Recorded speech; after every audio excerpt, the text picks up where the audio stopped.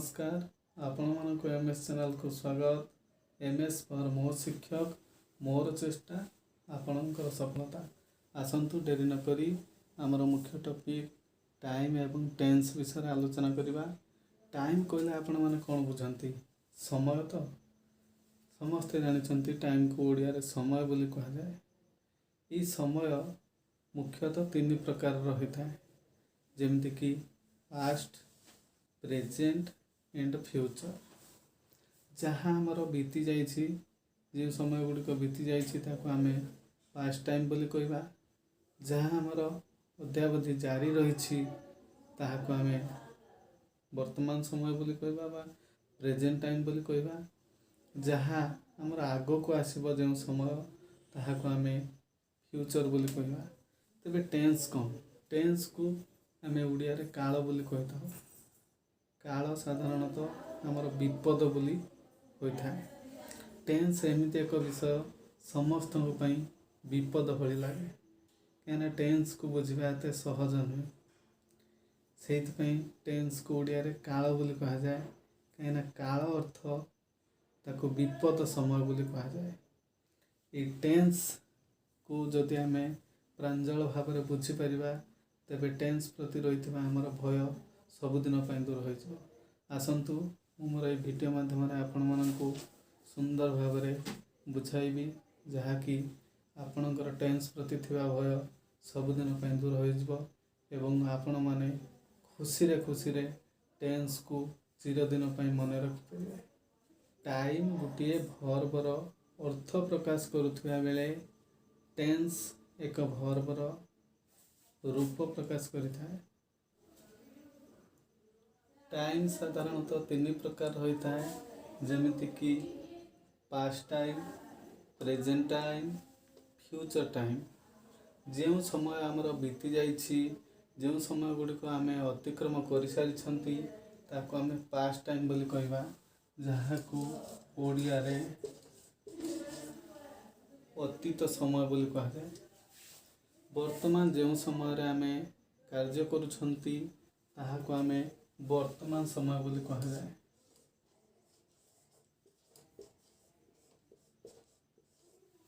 जहाँ को इंग्रजी रे प्रेजेंट टाइम बोली कहा जाए। तृतीयतः जो समय आग को आसीबो बा आसीबा को जाउछि ताहाको आमे फ्यूचर टाइम बोली कहबा बा भविष्यत समय बोली कहबा। टाइम रो कॉन्सेप्ट सबु भाषा रे एका प्रकार रो होइथबा बेले टेंस रो कॉन्सेप्ट प्रत्येक भाषा रे भिन्न भिन्न प्रकार रही है। यह किपरि आपण मानकु मु उदाहरण माध्यम रे बुझाइबी। जेमिति कि आमे जेकोसी काम कला बेले ताहा अतीत समय किंबा वर्तमान समय किंबा भविष्यत समय को नहीं होता है। किंतु टेंस कहला माने मु टिके आगुर कहिथिले आपनकु टेंस हैला गोटे वाक्य रे भर्बर विभिन्न रूप वा अवस्था अनुसार बुझाई थाए। Tense is a pure grammatical concept, but time is not a grammatical concept. Time is a non-grammatical concept which is free from grammar. अर्थात टाइम होछि व्याकरण ठारू मुक्त एक अण व्याकरणगत धारणा अटे। जहाँकि tense is a pure grammatical concept which is based on grammar. Time मुख्यतः अतीत, वर्तमान एवं भविष्यत समय हो पारे, जहाँ को इंग्रजी रे आमे past time, present time and future time बोली कहता। किंतु टेंस भिन्न भिन्न भाषा रे भिन्न प्रकार रो होता है। जेमति कि आपनको एक उदाहरण नहीं बुझाइबी। जेपरी मु भात खाऊ अछि।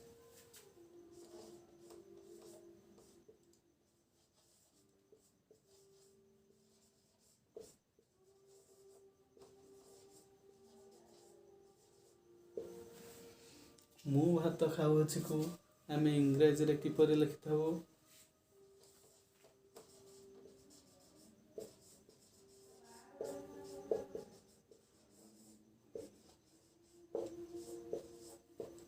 I am eating rice।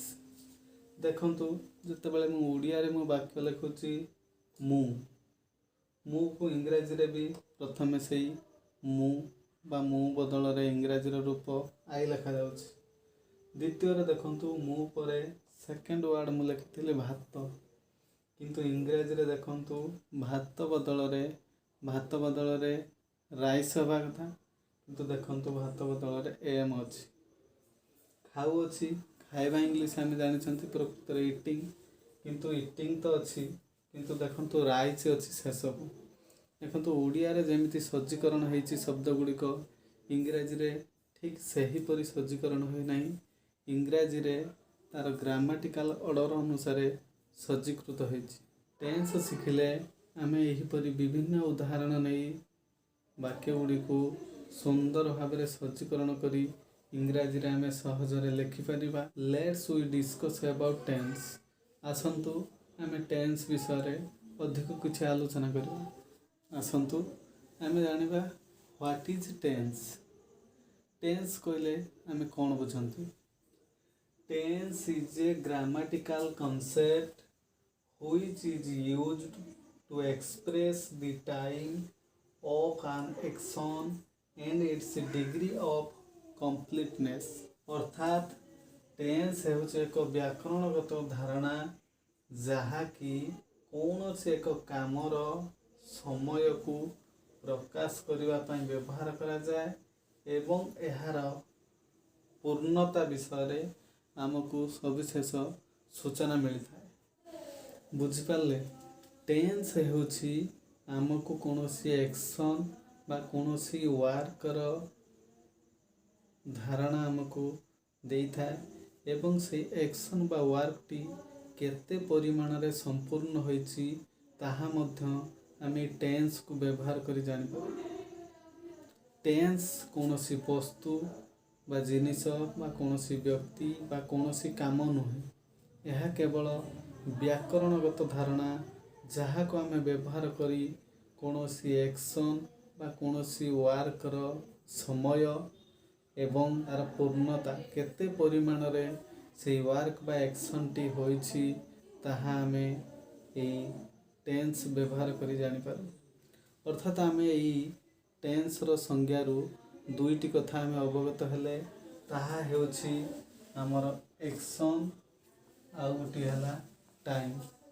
Time uh action एई दुईटी हमर टेंस रो मुख्य कंपोनेंट्स। ए टाइम एवं एक्शन मिसी करी टेंस होईछि। अर्थात टाइम आ एक्शन को आमे मिसाई देले ताहा टेंस हो जाए। आसंतु वर्तमान टेंस रो प्रकार भेद जानिबा। टाइम एवं एक्शन को नहीं टेंस रो प्रकार जानिबा। टाइम को आमे तीन भाग रे विभक्त करि परिबा, जेपरि past time, present time and future time. यह केवल आमर ओडिया नुहे कि इंग्रजी नुहे, समस्त भाषा रे समस्त जगह रे केवल तीनोटी समय व्यवहृत होता है बा समस्ते तीनोटी समय को ही जानी थांती। जेपरिक जहाँ चली जाइछि ताको आमे पास्ट टाइम बोली कहबा, जहाँ वर्तमान जारी रही ताको आमे प्रेजेंट टाइम बोली कहबा, जहाँ आगो को हेबाको अछि ताहाको आमे फ्यूचर टाइम बोली कहबा। ये तो आमर टाइम रो प्रकार भेद जानिले। आसंतु आमर टेंस रो सेकंड कंपोनेंट जहाँ कि आमे एक्शन बोली नहीं छंती ताहार प्रकार भेद को आमे जानिबा। तापरे टाइम एवं एक्शन लो प्रकार भेद को नहीं आमे टेंस जानिबा। आसंतु टेंस रो सेकंड कंपोनेंट एक्शन पाखक जिबा। एक्शन को मध्य आमे वर्क बोली कहता। टाइम परि मध्य आमे एक्शन को मध्य भाग भाग करि परिबा। जेपरि एक्शन को इंग्रजी रे चारि भाग रे विभक्त करा जायछि। प्रथमतः इंडेफिनाइट बा सिंपल, द्वितीय एक्शन को आमे प्रोग्रेसिव बा कंटीन्यूअस भाव रखिछु, तृतीय को आमे परफेक्ट बा ताको 100% बोली कहा जाए एवं चतुर्थ रे परफेक्ट प्रोग्रेसिव बा कंटीन्यूअस बोली आमे कहि परिबा। टाइम एवं एक्शन को मिसाई टेंस बोली आमे जानिले। Time plus action equal to tense. ये टाइम एवं एक्शन रु आम टेन्स केते प्रकार ताहा आसंतु जानिबा। टाइम आम जानिछंती पास्ट, प्रेजेंट एवं फ्यूचर। ये तीनोटी भागरे आम टाइम को भाग करिथाउ। ठीक आसंतु आम टेन्स जानिबा। टेन्स आम जानिथिले एक्शन को चारि भाग रे विभक्त करा जाए। ठीक आसंतु आम पास्ट टाइम को आम चारोटी एक्शन ले संयोग करबा। जेमिति कि पास्ट इंडेफिनाइट,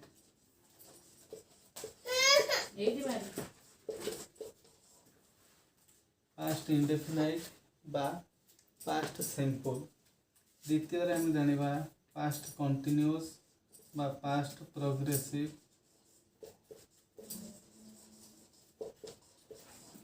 तृतीय आम जानिबा पास्ट परफेक्ट। चतुर्थ आम जानिबा past perfect progressive.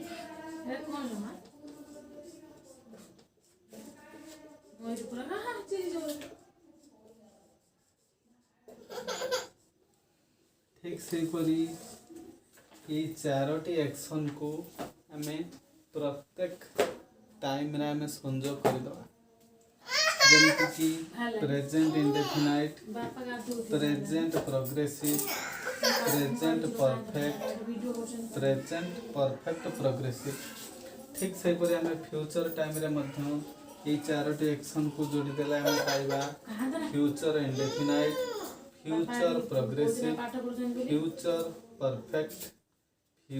Perfect progressive. मोट उपरे आमे माने प्रत्येक समय रे आमे चारोटी एक्शन पाइबा। अर्थात मोट उपरे आमे 4 3 12 अर्थात 12 टेंसेस आमे आज शिखिले। आमे 12 टेंसेस प्रकृत टेंस तीनोटी नुहे।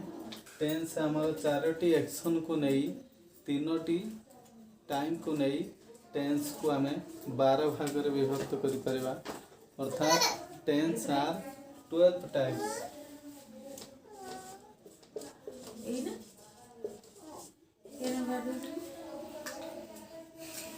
आसंतु आम 12 टाइप टेंस को किपरि बुझिबा।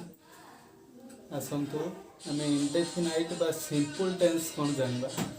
इंडेफिनाइट अर्थात यह डेफिनाइट नुहे, अर्थात अनिर्दिष्ट। अर्थात यही कामटी आमर केबे ठारू आरंभ होइछि बा केतेबेले ठारू आरंभ होइछि केतेबेले सरिबो ताहार कोनोसी निर्दिष्टता न थाए। We have no idea about the duration of time in this type of sentence. आसंतु एक उदाहरण नहीं बुझिबा। जेमिति कि आई गो अर्थात मु जाए। मुई जीवा कार्यटी केबे ठारू आरंभ होइछि केबे ठारे सरिबो ताहार कोनोसी निर्दिष्ट सूचना नहीं। सेकंड वाक्यटी देखंतु आई राइट मु लेखे। मुई लेखिबा कार्यटी केबे आरंभ करिछि केबे सरिबो ताहार कोनोसी धारणा न थाए। कंटीन्यूअस बा प्रोग्रेसिव टेंस कहले कोन बुझंती। कंटीन्यूअस अर्थात कंटिन्यू, प्रोग्रेसिव अर्थात प्रोग्रेस। जेउ कामटी आमर कंटिन्यू चली थाए बा प्रोग्रेस होता है ताहाको आमे कंटिन्यूअस बा प्रोग्रेसिव टेंस बोली कहथाउ। अर्थात उदाहरण मु जाउअछि अर्थात मोर जीवा कार्यटी जारी रहिछि। मु लेखुअछि अर्थात मोर लेखिबा कार्यटी वर्तमान जारी रहिछि। तेणु एहाको आमे कंटिन्यूअस बा प्रोग्रेसिव टेंस बोली आमे कहथाउ। एहाको आमे तीनोटी टाइम रे मध्य यूज कर परिबा। जेमिति कि present continuous, past continuous, future continuous. जेमिति कि अतीत रे हमर कोनोसी कार्य जदि जारी रहिथिला ताको आमे पास्ट कंटिन्यूअस बोली कहि परिबा। जोटा वर्तमान जारी रहिछि ताको आमे प्रेजेंट कंटिन्यूअस बोली कहि परिबा। जहाँ भविष्यत रे जारी रहिबो बोली आमे भाबुछंती ताहाको आमे फ्यूचर कंटिन्यूअस बोली कहि परिबा। बुझेला। आसंतु ये परफेक्ट टेंस विषय रे बुझबा। ये परफेक्ट टेंस को 100% बोली कह जाए। कहीं 100% कह जाए अर्थात ये कामटी परफेक्ट हो सारी अर्थात कार्यटी संपूर्ण भाव में हो सारी। परफेक्ट टेन्स एक उदाहरण आम नहीं बुझा। आई हैव इटिन अर्थात मु खाई अच्छी अर्थात मोर खाଇବା କାର୍ଯ୍ୟଟି संपूर्ण भाव सरी जाइछि। सेइथिपाई एई वाक्य को आमे परफेक्ट सेंटेंस बोली कहिबा। एहिपरि आमे प्रेजेंट परफेक्ट, पास्ट परफेक्ट एवं फ्यूचर परफेक्ट नहीं आमे बुझी परिबा, जहाँकि मोर परवर्ती वीडियो मानकरे प्रत्येक टेन्स रे उदाहरण माध्यम रे आपण मानक प्रांजल भाव रे बुझाइबी। आजिर मोर मुख्य टॉपिक हेउछि टाइम एवं टेन्स रो इंट्रोडक्शन, अर्थात टाइम एवं टेन्स विषय रे आपण मानक सूचना देबा मोर ए वीडियो रो मुख्य उद्देश्य। आसंतु आमे नेक्स्ट टेन्स ऊपर को जिबा, जहार नाम perfect continuous tense. Perfect continuous tense कहले कौन बुझंती, अर्थात आमे ताको ओडिया रे को पूर्ण अपूर्ण काल। यह को एक उदाहरण नहीं आमे बुझा पूर्ण पुणी अपूर्ण केमती हो। I have been teaching English for 2 hours.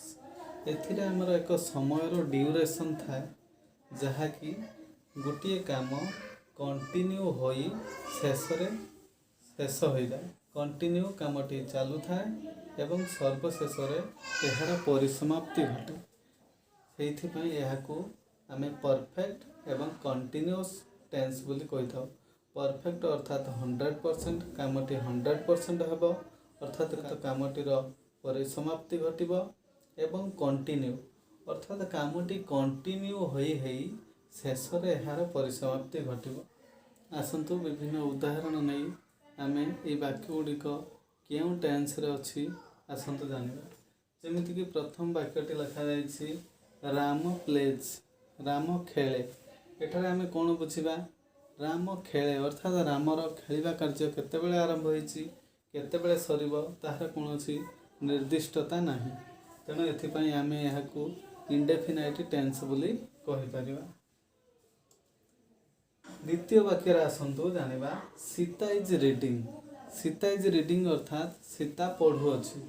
Sita पढ़ु अछि अर्थात सीतार पढ़िबा कार्यटी कंटिन्यू चलीछि, अर्थात यह तार पढ़िबा कार्य प्रोग्रेस करुछि।